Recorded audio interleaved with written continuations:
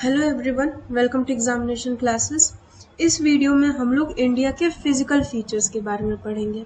अब physical features मतलब हमारे पूरे भारत में ऐसा नहीं है कि आपको हर जगह मैदान ही मैदान देखने को मिलेंगे या आपको हर जगह पहाड़ी पहाड़ देखने को मिलेगा।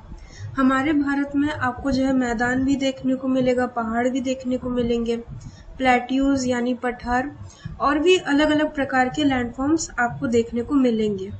अब क्योंकि हमारा भारत है वो अलग अलग प्रकार के लैंडफॉर्म से बना हुआ है, इसलिए इंडिया के पास 6 फिजियोग्राफिक डिवीजन है।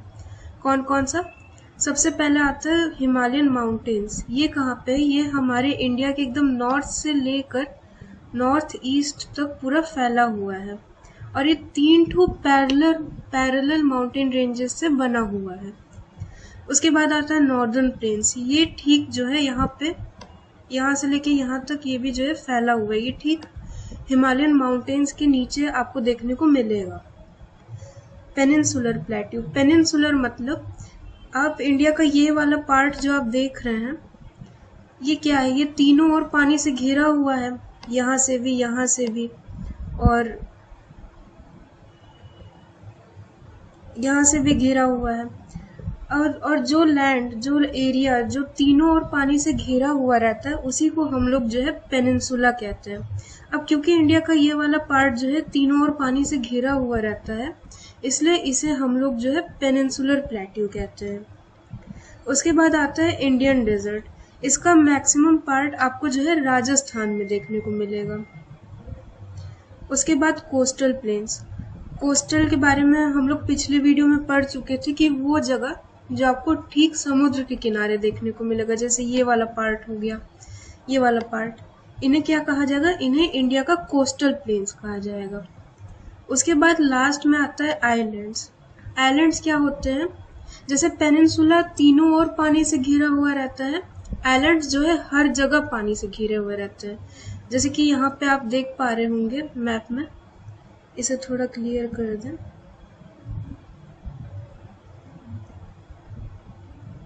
हाँ, जैसे कि यहाँ पे आप लोग देख पा रहे होंगे, ये है हमारा अंडमान निकोबार आइलैंड्स, हर जगह पानी से घिरा हुआ रहता है। ये भी लक्षद्वीप आइलैंड है, ये भी पानी से घिरा हुआ है हर जगह से। तो इन दोनों को क्या कहा जाएगा? इन दोनों को आइलैंड्स कहा जाता है। अब इनके बारे में हम लोग थोड़ा और डिटेल में जो है पढ़ेंगे। सबसे पहले स्टार्ट करते हैं हिमालयन माउंटेन्स से। अब हिमालयन माउंटेन्स जो है ये यंग माउंटेन्स हैं जो covering the northern border of India, मतलब पूरे यहाँ से लेके यहाँ तक पूरा जो है एकदम फैला हुआ है। In west to east direction from Indus to Brahmaputra. यहाँ पे है हमारा इंडस रिवर और इस साइड में है हमारा ब्रह्मपुत्र रिवर, ये जो आप यहाँ पे देख पा रहे होंगे। और the total distance is 2400 kilometre. जो हमारा पूरा हिमालयन माउंटेन्स है वो 2400 किलोमीटर तक फैला हुआ है। The width changes from 400 kilometre in Kashmir to 150 kilometre in Arunachal Pradesh. यहाँ कश्मीर में जो है 400 किलोमीटर तक चौड़ा रहता है, फिर अरुणाचल प्रदेश तक पहुँचते पहुँचते इसका चौड़ाई केवल 150 किलोमीटर तक रह जाता है। The northern most Himalaya is called great Himalayas और Himadri.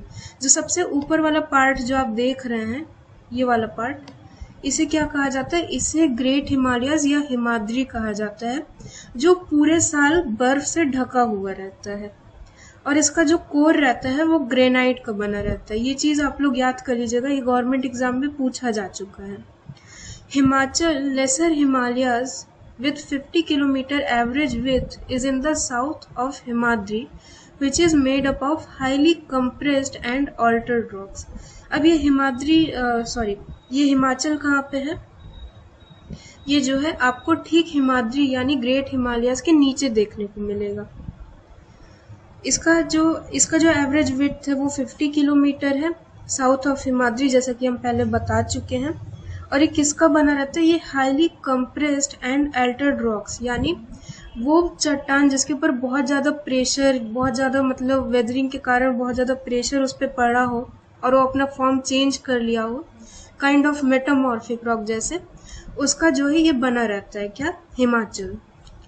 The southernmost range is Shivalik, 10 to 50 km width, which is composed of sediments brought by the rivers of northern Himalayas.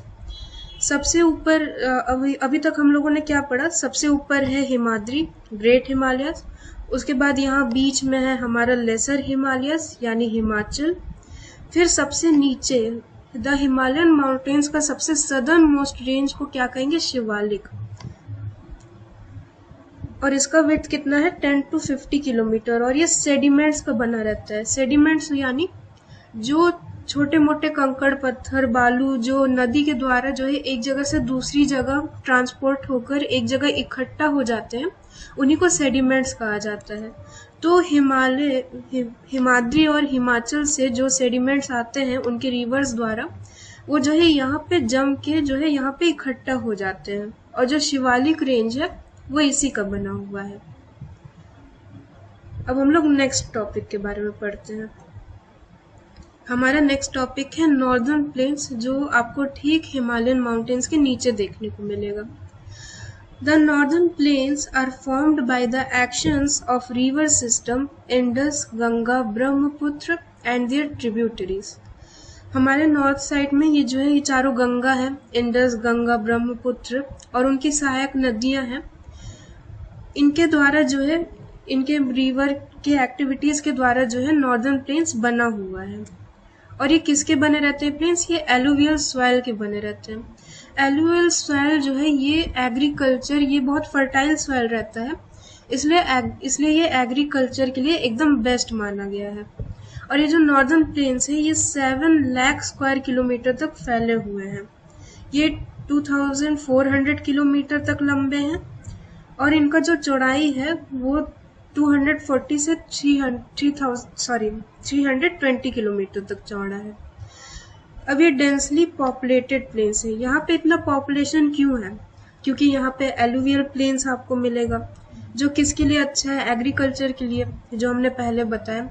इसलिए यहाँ पे जो है पॉपुलेशन आपको ज़्यादा देखने को मिलेगा। मतलब ये प्राइमरी सेक्टर जिसका मेन जॉब जो है मतलब एग्रीकल्चर से ही जुड़ा हुआ है, मेन रिलेशन, तो यहाँ पे प्राइमरी सेक्टर जो है अच्छे से फ्लोरिश हो सकता है, इसलिए यहाँ पे पॉपुलेशन ज़्यादा है।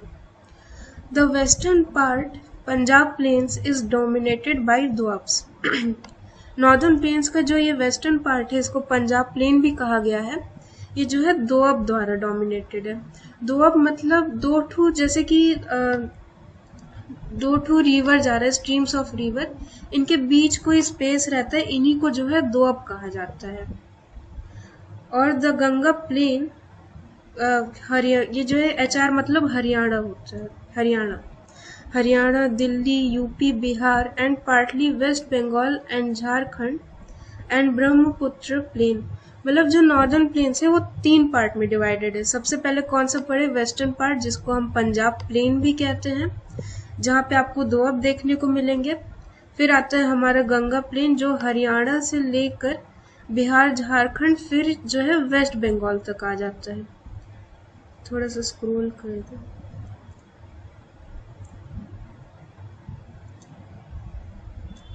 हाँ, वेस्ट बंगाल तक पूरा फैला हुआ है गंगा प्लेन हमारा। और सबसे ईस्टर्न वाला जो पार्ट है वो है ब्रह्मपुत्र प्लेन, जो आपको मेनली आसाम में ही देखने को मिलेगा। और यहाँ पे आपको जो है कुछ इम्पोर्टेंट बेल्ट्स भी देखने को मिलेंगे, जैसे कि भाबर बेल्ट, जो 8 से 16 किलोमीटर चौड़ा है, formed by deposition of pebbles by northern rivers. और दूसरा है Terai belt, south of Bhabar streams of rivers reappear. अब भाबर बेल्ट किससे मतलब कैसे फॉर्म हुआ होगा, देखिए सेडिमेंट्स आया होगा शिवालिक रेंज में। फिर उसके बाद क्या होता है, कहीं पे अगर सेडिमेंट बहुत ज़्यादा जम जाता है तो फिर वहाँ पे रिवर मतलब वाटर का फ्लो होना थोड़ा मतलब इम्पॉसिबल हो जाता है। तो वहाँ पे जो भाबर बेल्ट है वहाँ पे आपको खाली गिट्टी, पत्थर, हल्का फुल्का बालू, यही सब देखने को मिलेगा। तो उसको क्या कहा जाता है, उसको भाबर बेल्ट कहा जाता है। लेकिन तराई बेल्ट में जो भाबर के ठीक साउथ में है, वहाँ पे जो रिवर्स है वो फिर से रीअपियर हो जाती है, मतलब आपको फिर से जो है वहाँ पे पानी का फ्लो ये सब देखने को मिलेगा। अब क्योंकि यहाँ तराई बेल्ट में पानी जो है फ्लो करता है, इसलिए वो स्वैम्पी और मार्शी रीजन है, मतलब थोड़ा कीचड़ टाइप, थोड़ा दलदला टाइप में का है। इसके बारे में हम लोग थोड़ा डिटेल में पढ़ेंगे और नेक्स्ट वीडियो में। उसके बाद हम लोग बात करते हैं पेनिनसुलर प्लेट्यू की। एक मिनट।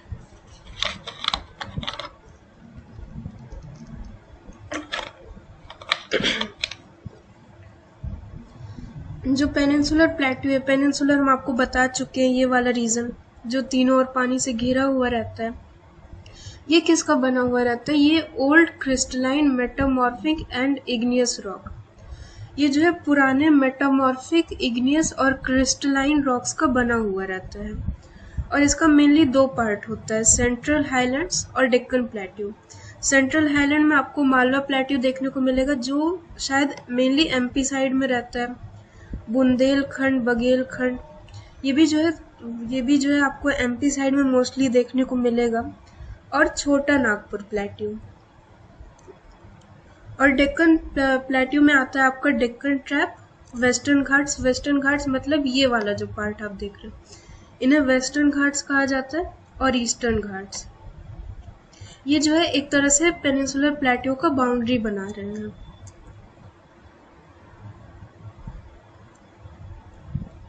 अब हम लोग बात करते हैं डेजर्ट की, द इंडियन डेजर्ट। ये कहाँ पे है? ये lies on the western margins of Aravalli hills. Aravalli hills आपको जो है यहाँ रफली हम बना दे रहे हैं, यहाँ देखने को मिलेगा। और यहाँ पे है हमारा ग्रेट इंडियन डेजर्ट। अब हम लोग आगे चल के पढ़ेंगे तो आपको पता चलेगा कि राजस्थान में जो है थार डेजर्ट आपको देखने को मिलता है। और ये जो है कवर्ड विथ सैंड ड्यून्स। अब डेजर्ट है तो हर जगह मतलब बालू ही बालू से भरा हुआ आपको देखने को मिलेगा। और यहाँ पे 50 सेंटीमीटर से कम रेनफॉल होता है। अब क्योंकि 50 सेंटीमीटर से कम रेनफॉल होता है तो यहाँ पे आपको बहुत ही कम वेजिटेशन देखने को मिलेगा, मतलब कि कैक्टस, ओएसिस, यही सब टाइप के पेड़ पौधे आपको जो है इंडियन डेजर्ट में देखने को मिलेंगे। Luni is the only large river in this region. यहाँ पे केवल लूनी ही एक ऐसी बड़ी नदी है जो इस जगह पे बहती है। बर्चन्स आर सीन हियर। बर्चन्स यानी कि जो विंड के द्वारा जो मतलब होता है इरोजन डेजर्ट वाले एरियाज में, उससे अलग अलग स्ट्रक्चर बन जाता है डेजर्ट में, और उन्हीं में से एक है बर्चन। इसके बारे में भी हम लोग जो है आगे चल के डिटेल में पढ़ने वाले हैं। उसके बाद आता है हमारा कोस्टल प्लेन्स। कोस्टल प्लेन्स ये वाला पार्ट जो आप देख रहे हैं, जो ब्लैक स्केच पेन से वो किया गया है, ड्रॉ किया गया, इन्हीं को जो है कोस्टल प्लेन कहा जाता है। ठीक समुद्र के किनारे हैं। The western coast consist of Konkan, Mumbai to Goa, Kannada plain and Malabar coast. मतलब जो ये हमारा पूरा वेस्टर्न कोस्ट है, इसको 3 पार्ट में डिवाइड किया गया है। ये चीज ध्यान रखिएगा। यहाँ पे वेस्टर्न घाट्स भी देखने को मिलता है। यहाँ पे क्या सबसे ऊपर वाला पार्ट यानी मुंबई से गोवा वाला पार्ट जो है, ये इसको कोंकण कहा जाता है। कन्नड़ प्लेन आपको थोड़ा बीच में देखने को मिलेगा, और इस साइड पाया जाता है हमारा मालाबार कोस्ट। और जो ईस्टर्न कोस्ट है यानी ये वाला पार्ट, ये किसका बना रहता है? ये नॉर्दर्न सिरकार। इसको जो है ये 2 पार्ट का बना रहता है। यहाँ पे नॉर्दर्न सिरकार, और यहाँ पे क्या होता है? यहाँ पे होता है कोरोमंडल कोस्ट। अब इसके बाद हम लोग पढ़ेंगे आइलैंड्स के बारे में। आइलैंड्स 2 आइलैंड्स होते हैं। कौन कौन से? लक्षद्वीप और अंडमान निकोबार। अंडमान निकोबार होता है ईस्ट में, लक्षद्वीप होता है वेस्ट में। Lakshadweep islands near Malabar coast of Kerala. मतलब यहाँ पे मालाबार है, वो जो है इसी के पास जो है लक्षद्वीप जो है पाया जाता है। ये जो है छोटे कोरल आइलैंड्स का बना हुआ रहता है। कोरल आप अभी समझ लीजिए एक तो ऑर्गेनिक मैटर होता है।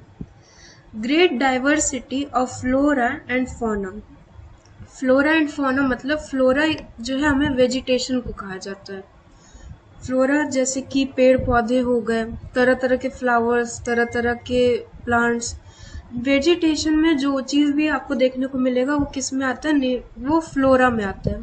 और फौना जो है ये एनिमल किंगडम से जुड़ा हुआ है। यहाँ पे जितने भी कैटेगरी के एनिमल्स जो वर्ल्ड में एग्जिस्ट करते हैं उन्हें फौना की कैटेगरी में रखा जाता है। The Pitti island has a birds कैंचुरी। लक्षद्वीप में एक तो आइलैंड है जिसका नाम पिट्टी है और वहाँ पे जो है बर्ड्स कैंचुरी है। वहाँ पे आपको अलग अलग प्रकार की जो है चिड़ियाएं देखने को मिलेंगी। The Bay of Bengal has Andaman and Nicobar Islands which has thick forest cover and experience equatorial climate. यहाँ पे भारी मात्रा में आपको वेजिटेशन यानी फ्लोरा देखने को मिलेगा और ये जो आइलैंड है अंडमान और निकोबार आइलैंड ये जो है इक्वेटोरियल क्लाइमेट जो है ये एक्सपीरियंस करता है। क्यों? क्योंकि ये थोड़ा इक्वेटर वाले रीजन के पास में आ जाता है। तो आज के लिए इतना ही। आई होप आप लोग को चीज़ें समझ आई होंगी। नेक्स्ट क्लास में हम लोग स्टार्ट करने वाले हैं ड्रेनेज सिस्टम। तब तक के लिए आप लोग अपना ध्यान रखिएगा। धन्यवाद।